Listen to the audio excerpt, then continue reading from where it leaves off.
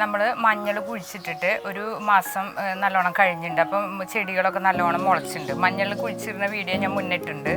അപ്പോൾ അത് നിങ്ങൾ കാണാൻ പോയിട്ട് ആ ലിങ്ക് ഞാൻ മുകളിൽ കൊടുക്കാം. അപ്പോൾ അത് കഴിഞ്ഞിട്ട് ഒരു 2-3 ആഴ്ച കഴിയുമ്പോൾ, ഏകദേശം ഒരു മാസം കഴിയുമ്പോൾ ചെടിയൊക്കെ വളർന്ന് അത്യാവശ്യം വലുതാവുമ്പോൾ നമുക്ക് വളർന്ന് ചെയ്യാം. നമുക്ക് ഈ സമയത്ത് ഒരു ആദ്യത്തെ മഴയോട് കൂടിയിട്ടാണ് നമ്മൾ മഞ്ഞൾ കുഴിച്ചിട്ടത്. ഇനി ഒരു 1-2 ആഴ്ച കഴിഞ്ഞ് ഏകദേശം ഒരു മാസം തന്നെ കഴിയണം. അപ്പോൾ നമുക്ക് ഇതിന് വളം ചേർക്കാനായിട്ട് നമുക്ക് ആട്ടും കാഷ്ടോ അല്ലെങ്കിൽ കോഴിയുടെ കാഷ്ടോ ചാണകപ്പൊടി ഏതാ വേണമെങ്കിൽ ഉപയോഗിക്കാം. ഞാനിപ്പോൾ കൂടി എടുത്തുള്ളത് ചാണകപ്പൊടിയാണ്. ചാണകപ്പൊടി മണ്ണും കൂടി ഒരു 3:1 ഇളക്കി കഴിഞ്ഞിട്ട് നമ്മൾ കരിയലും അതല്ലെങ്കിൽ പച്ചല അഞ്ച പച്ചല കരിയലും കൂടി എടുത്ത് ഒന്നും കൂടി ഒന്ന് തടം കോരി ഒന്ന് ക്ലിയർ ആക്കാം. ഞാൻ സാധാരണ ഞങ്ങളുടെ വീട്ടിൽ കൃഷിക്ക് സഹായിക്കാനും പറമ്പ് സഹായിക്കാനും എല്ലാം വരുന്ന ചേച്ചിനിത് വീണ എന്ന പേര്. അപ്പോൾ അങ്ങോട്ടാണ് ഇപ്പം ഉണങ്ങിയ ചാണകപ്പൊടി മണ്ണും കൂടിയിട്ട് കൂട്ടി ഇളക്കി വെക്കുന്നുണ്ട്. അത് നല്ലോണം ഒന്ന് മിക്സ് ചെയ്തിട്ട് ചേർക്കാം. അപ്പോൾ അതിട്ടിട്ട് ഇളക്കിക്കാം.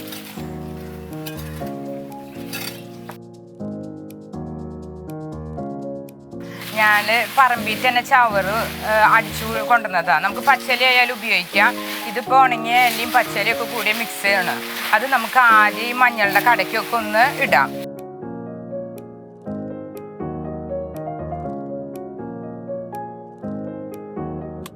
ൊക്കെ നല്ലോണം എല്ലാത്തിൻ്റെയും കടയ്ക്ക് ഇങ്ങനെ ഇടാം. രാസവളമൊന്നും ചേർക്കണില്ല. ജൈവവളം തന്നെയാണ് ഉപയോഗിക്കുന്നത്. നമ്മൾ വീട്ടിലേക്കുള്ള മഞ്ഞളാണല്ലോ എടുക്കണം. അപ്പോൾ ജൈവവളം ചേർത്തിട്ട് ആക്കുന്നതാണ് നല്ലത്. വലിയ ശുശ്രൂഷയൊന്നും ആവശ്യമില്ല മഞ്ഞളിന്. വെറുതെ അങ്ങനെ നട്ടുപോയാൽ തന്നെ നമുക്ക് ആവശ്യമുള്ള മഞ്ഞൾ കിട്ടും.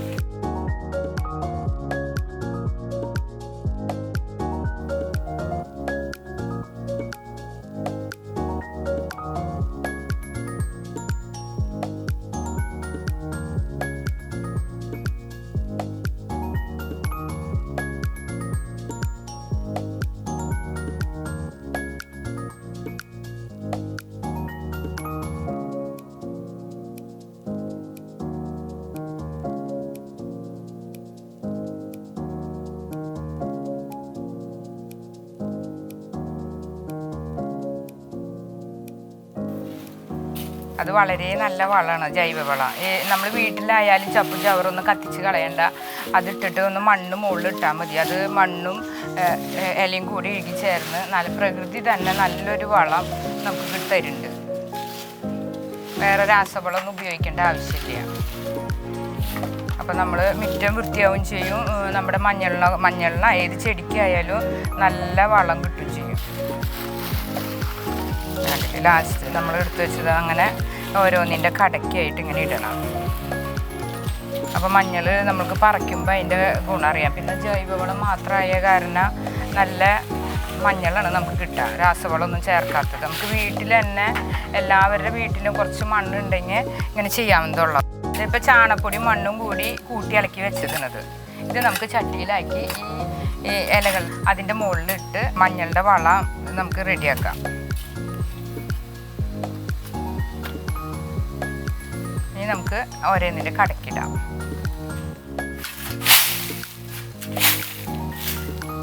ചട്ടിയിലിട്ട് ഇതിങ്ങനെ വീശിന് ഇടാറ്. ഇപ്പം നമുക്ക് എല്ലാ ചെടിയിലും എല്ലാ ഭാഗത്തേക്കും എത്തും. ഒരു 5-6 ചട്ടി മതിയാവും ഇതിലേക്ക്. അത് കഴിഞ്ഞിട്ട് നമുക്ക് അരിവശമൊക്കെ ഒന്ന് പുല്ല് ചെത്തി കയറ്റി കഴിഞ്ഞാൽ തന്നെ കടയ്ക്ക് മണ്ണാവും. വളപ്രയോഗമൊന്നും ആവശ്യമില്ല. ഇങ്ങനെ സിമ്പിളായുള്ളത് ഇടയ്ക്ക് ഇങ്ങനെ ഒന്ന് ചെയ്താൽ മതി. മണ്ണൊന്ന് മാടിക്കയറ്റാം. മഴ പെയ്യുമ്പോൾ ചിലപ്പോൾ മണ്ണൊക്കെ അതിൻ്റെ കടയ്ക്കൊന്ന് ഒലിച്ചു പോകും. അപ്പോൾ നമ്മളതൊന്ന് മണ്ണൊന്ന് മാടിക്കയറ്റാം. ഇതുപോലെ കുറച്ച് ഇടയ്ക്ക് ഒന്ന് ഇതുപോലെ തന്നെ കുറച്ചും കൂടി ചപ്പും ചവറും ചാണകപ്പൊടി മണ്ണും കൂടി ഒന്ന് ചേർത്താൽ മതി. അങ്ങനത്തെ ഒരു വളം ആവശ്യമുള്ളൂ. ജൈവവളം ആകുമ്പോൾ അത്ര മതി.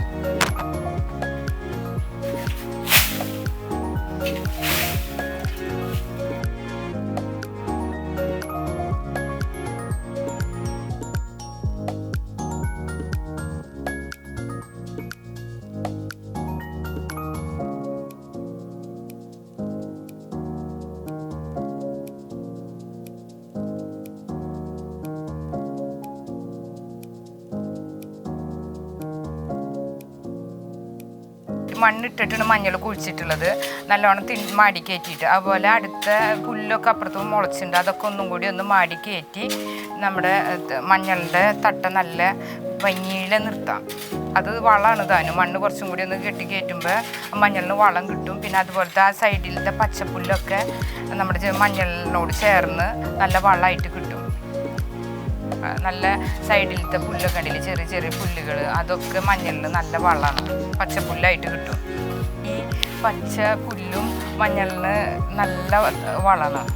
ഗ്രോ ബാഗ് വെക്കുമ്പോൾ അതിനനുസരിച്ച് നമ്മൾ പച്ചലയും ചാണകപ്പൊടിയൊക്കെ ചേർക്കാം ചട്ടിയിലൊക്കെ വെക്കുമ്പോൾ. ഇതിപ്പോൾ ഇങ്ങനെ മിറ്റുള്ള കാരണം ഞാൻ മിറ്റത്തിന് സാധാരണ ചെയ്യാറ്.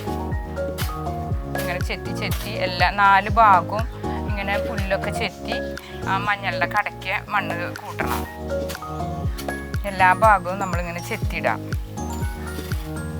നല്ല ചെറിയ ചെറിയ പുല്ലുകൾ വെച്ച് കഴിഞ്ഞിട്ട് ഇപ്പോൾ പുല്ല് ചെത്തേണ്ട സമയമാവും ചെയ്തു. അപ്പോൾ നമ്മളിങ്ങനെ സൈഡ് 4 ഭാഗവും ഇങ്ങനെ കുഞ്ഞു കൈക്കോട്ടുകൊണ്ട് ഇങ്ങനെ ചെത്തിയിട്ടാൽ മതി.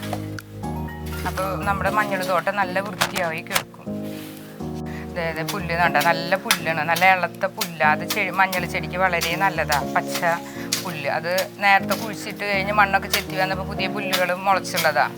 അപ്പോൾ ഇത് ഈ മഞ്ഞളിൻ്റെ തടത്തേക്ക് ഇടാൻ വേണ്ടി വെയിറ്റ് ചെയ്ത് നിന്നതാണ്.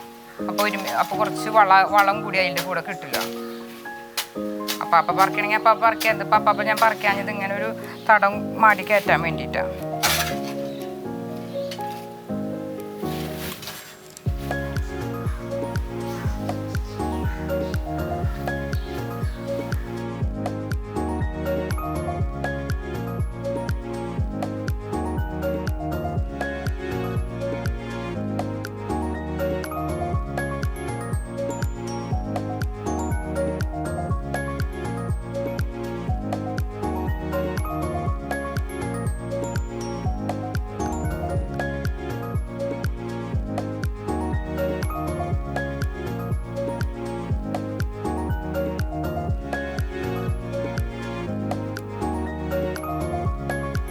നമ്മൾ മഞ്ഞളുടെ തോട്ടത്തിൻ്റെ അരിവശത്ത് പുല്ലും മണ്ണൊക്കെ ചെത്തി ഒക്കെ മഞ്ഞളുടെ കടയ്ക്ക് തന്നെ ഇട്ടുണ്ട്. അപ്പോൾ നല്ല റിസൾട്ട് നമുക്ക് ഇതിൽ നിന്ന് കിട്ടും മഞ്ഞൾ പറിക്കാറാകുമ്പോഴേക്കും. ഇനി ഇതുപോലെ ഒരു പ്രാവശ്യം കൂടി നമുക്ക് മാടിക്കയറ്റാം. 2-3 മാസം കഴിയുമ്പോൾ ഇതുപോലെ തന്നെ ഒന്നും കൂടി ഇതുപോലെ ചപ്പും ചവറും ചാണപ്പൊടിയും എല്ലുപൊടിയും ചെല്ലുപൊടിയും ചേർത്ത് നമുക്ക് ഇതുപോലെ ഒന്നും കൂടി മാടിക്കയറ്റിയെടുക്കാം.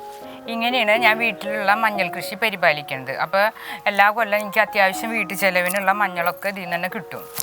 2 ദിവസം കൂടുമ്പോൾ ഒന്ന് നനച്ച് കൊടുക്കുക, അത്രേ ആവശ്യമുള്ളൂ.